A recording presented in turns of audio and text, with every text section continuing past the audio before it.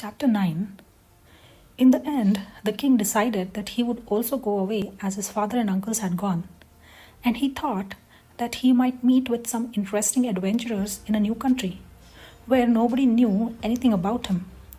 As soon as it was light, he wandered off into the forest, feeling, it is true, very lonely, but at the same time, taking a certain pleasure in being entirely his own master, which a king can never be, because he has to consider so many other people and had to follow so many rules. After all, Putraka did not find the forest so lonely. As not very far away into the forest, suddenly bad thoughts started to break upon him when he reached a small clearing, where the trees had been cut down and two very strong men were wrestling together. The king watched them for a little while, wondering what they were fighting for. Then he called out, "What are you doing here?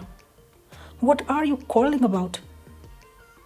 The men were greatly surprised to hear Putraka's voice, as they thought that they are alone.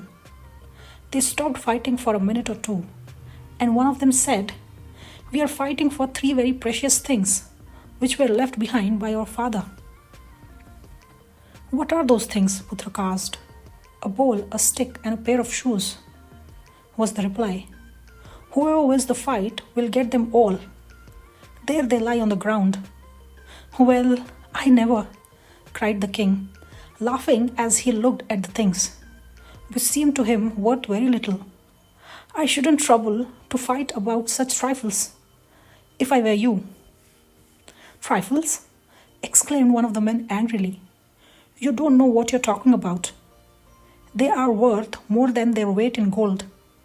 Whoever gets the bowl will find plenty of food in it whenever he wants it.